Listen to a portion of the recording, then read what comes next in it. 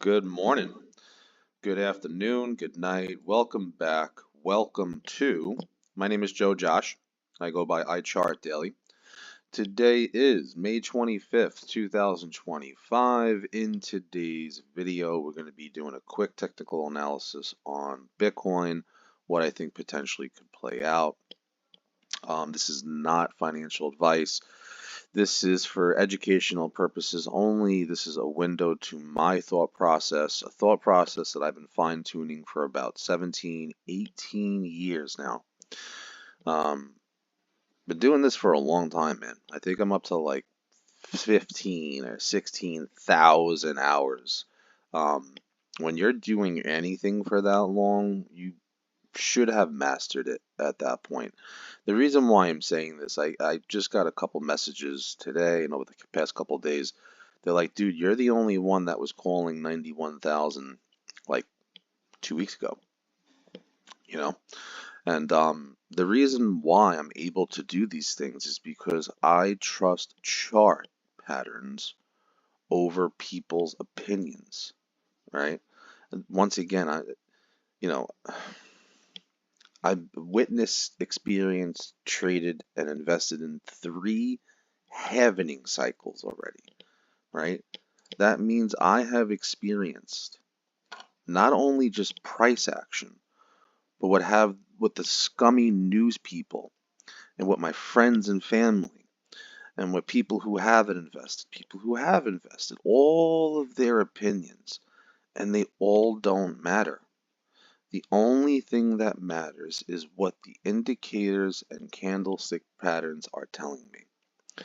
And for a couple of days to a week or two, right, I was saying that the 2-day chart doesn't look great, okay?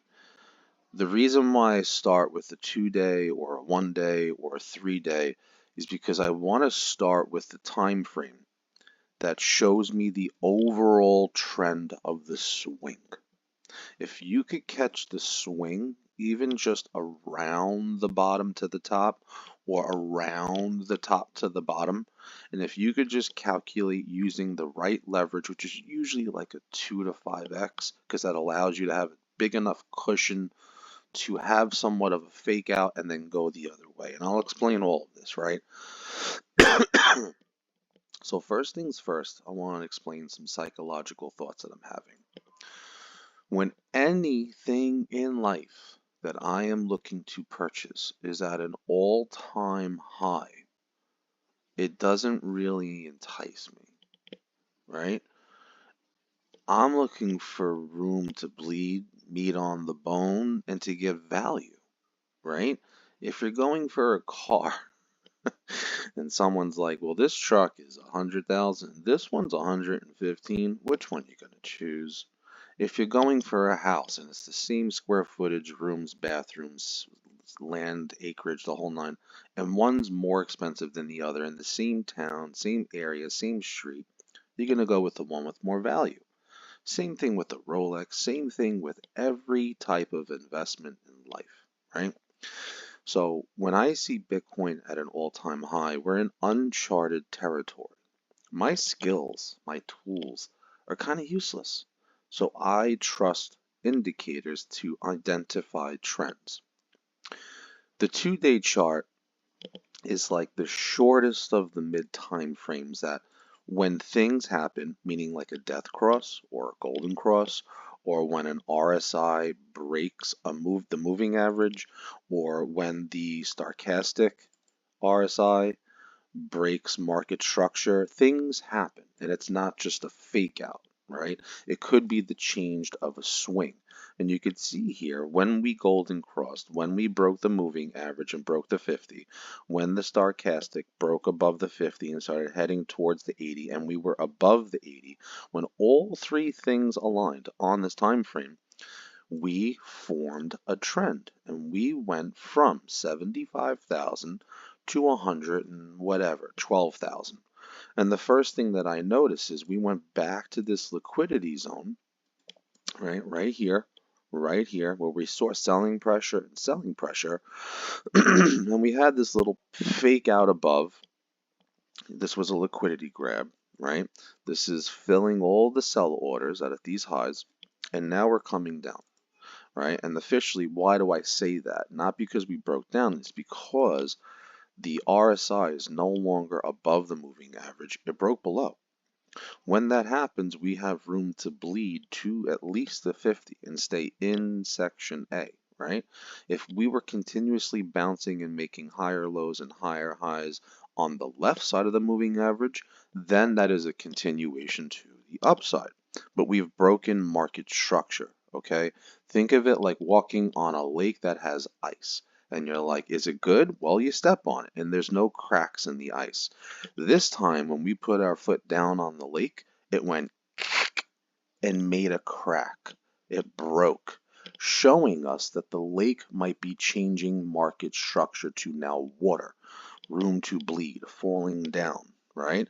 So I am not opening up longs anymore. I'm going to be putting my foot on the lake and pressing even harder to see if the ice is going to break more.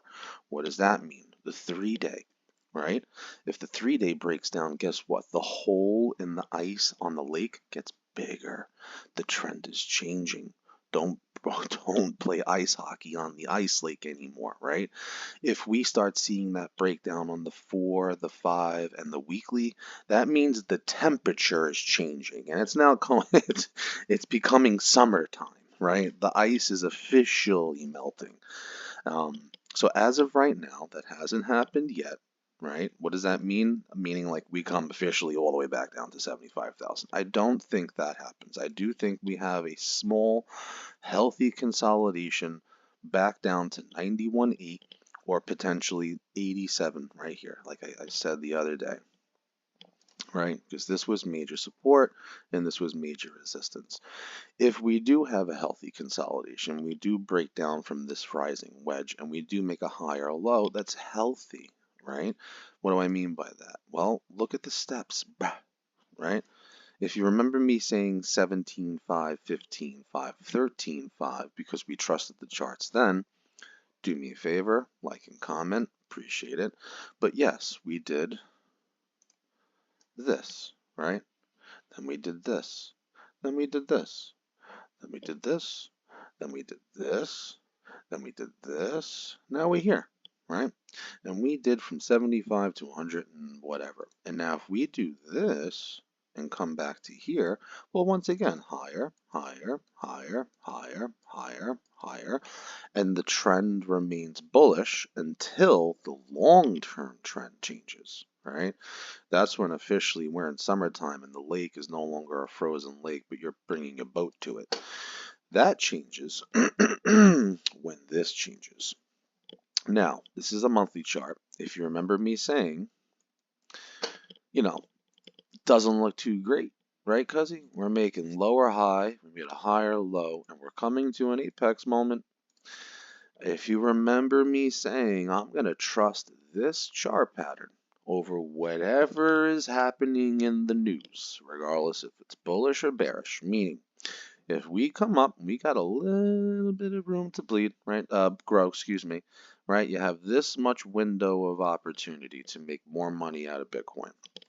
If we start seeing it come down, well, we know we have room to bleed to go back to the support, right? Now, another thing that I don't like is the monthly moving average is coming down, showing me that, we could make this come down, make a lower low, then use the moving average as resistance, like here and here and here. And that's when the trend's officially over and you need to open up as many shorts as possible because we are officially in a bear market for a long time. Time-wise, with my experience, bro, the halvening was May 2024.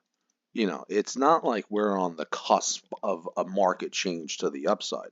We went from 17,000 to 114, and if you're squeezing it to 120, 125, 130, I used to say the saying, you're squeezing that lemon to get that last drop, but you already got the full glass already.